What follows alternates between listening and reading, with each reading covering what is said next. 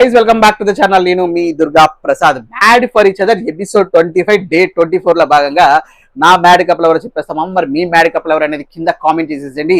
అయితే మన mad couple వచ్చేసి సోనియా అండ్ సిద్ధు మామ. ఎందుకు ఏంటని మాట్లాడుకునే ముందు మన యొక్క వీడియో లైక్ చేసి ఛానల్ సబ్స్క్రైబ్ చేసుకున్నామా మర్చిపోద్దు.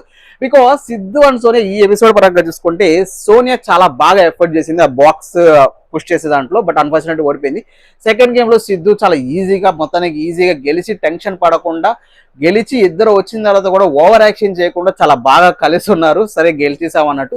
నెక్స్ట్ ఇంకోటి వేరే కపుల్కి వీళ్ళు ఇచ్చే మోటివేషన్ మాత్రం చాలా బాగుంది. నూకరాజ్కి సిద్ధు ఇచ్చేది, ఆసియాకి సోనియా ఇచ్చే మోటివేషన్, కపుల్స్ మధ్య వాళ్ళ అండర్స్టాండింగ్ మిస్అండర్స్టాండింగ్ రాకుండా వాళ్ళని కలిపే విధానం బాగుంది. వేరే కపుల్ మీద వీళ్ళు చేసే జోకులు, అలాగే వీళ్ళ మీద వీళ్ళు చేసే జోకులు చాలా నీట్ గా అనిపించింది. ఎపిసోడ్ వైజ్ గా చాలా జెన్యున్ గా అనిపించింది. అందుకే నా మ్యాడ్ కపుల్ వచ్చేసి Sonia and Siddhu for this episode.